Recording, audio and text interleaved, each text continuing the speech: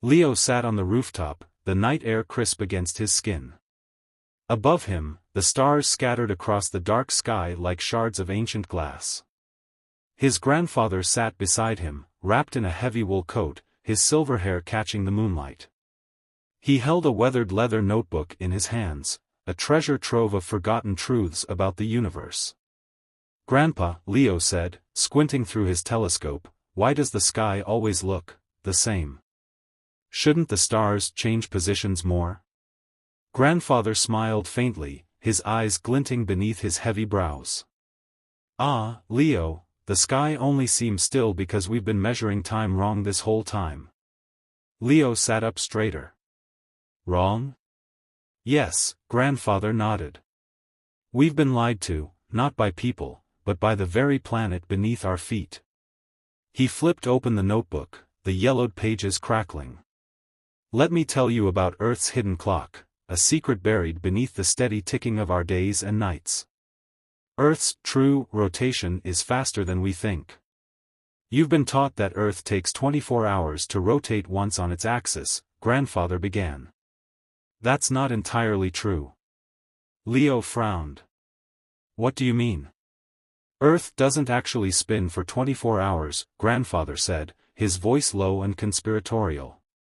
"It rotates once every 23 hours, 56 minutes, and 4 seconds. Leo's brow furrowed. "But then why do we count days as 24 hours? "Because Earth is not only spinning, it's also racing through space at 67,000 miles per hour as it orbits the Sun. By the time it completes one full rotation on its axis, it's drifted forward along its orbital path." Grandfather pulled out a small globe and spun it. "Imagine you're standing at noon, with the sun directly overhead. After one full spin of 23 hours, 56 minutes, and 4 seconds, the Earth has moved along its orbit. The sun isn't quite in the same spot yet, Earth has to rotate an extra degree to catch up." "So," Leo's eyes widened. "That's why we count a day as 24 hours?" "Yes," grandfather nodded. "Earth is actually spinning faster than we give it credit for, it's sneaking in extra rotation every single day." Leo leaned back, his mind reeling. "So Earth is spinning faster than we feel?" "Much faster," grandfather said, "but that's just the beginning." Grandfather's eyes darkened as he flipped another page. "But Earth's rotation isn't steady. It's slowing down." Leo sat up. "Slowing down? Why?" "The moon," grandfather said gravely. "The moon is stealing time from us." Leo's mouth dropped open. "How?" "The moon's gravity tugs at Earth's oceans, creating tides," grandfather explained. "As the water shifts and pulls against the seafloor, it creates friction, like dragging your hand through water. That friction acts as a brake, slowing Earth's spin by about 1.7 milliseconds per century." "That's nothing," Leo scoffed. "Oh, but it adds up," grandfather said with a mysterious smile. 600 million years ago, a day on Earth lasted only 21 hours. 1.4 billion years ago, it was only 18 hours long." Leo's jaw dropped. "You mean in the future, days could get longer?" "Absolutely," grandfather said. "Millions of years from now, a day could last 25 or even 26 hours. Imagine what humanity would look like then. Perhaps people will sleep more, or work longer days. Maybe time itself will feel different." Leo's head spun. "So the moon is stealing time from us, but so slowly we can't feel it?" "Yes," grandfather said softly. "Time isn't fixed. It's stretching beneath our feet." "But," grandfather said, his tone sharpening, "Earth's clock isn't the strangest one in the solar system." Leo perked up. "What do you mean?"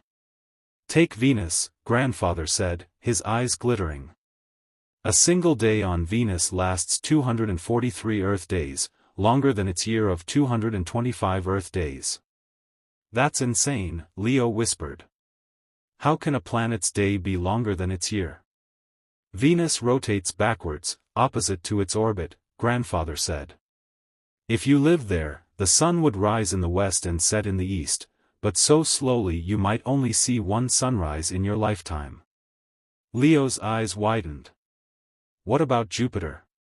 Jupiter spins so fast that its day lasts only 10 hours, grandfather said with a dark smile. Its atmosphere swirls with winds over 400 miles per hour. If you stood there, if you could stand there, the sun would rise and set before you could finish a conversation. So time is wild on other planets, Leo said breathlessly. Wild, grandfather agreed. But Earth's time isn't as steady as you think either.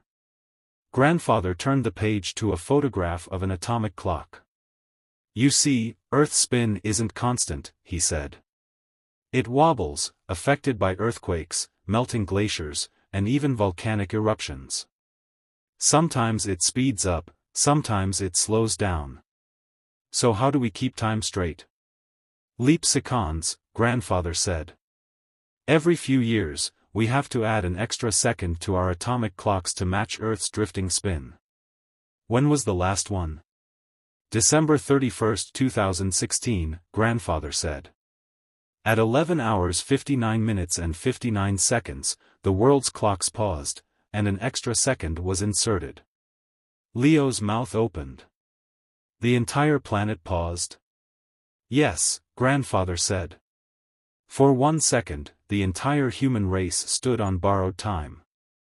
Leo sat back, his mind racing. So time isn't fixed. It's stretching and shifting beneath us. Time is alive, grandfather said softly. It bends to the moon, to the orbit of the sun, to the restless heart of Earth itself. Leo lay back on the rooftop, staring at the stars. He had always thought time was steady, a fixed, ticking thing. But now he realized it was more like a quiet river, flowing beneath the surface of existence, sometimes fast, sometimes slow, shaped by tides, planets, and invisible hands. What if, Leo whispered, one day time stops completely? Grandfather smiled faintly. Then, my boy, you'll have all the time in the world. Leo closed his eyes, feeling the slow spin of the earth beneath him, a quiet, ancient rhythm, as the stars blinked overhead.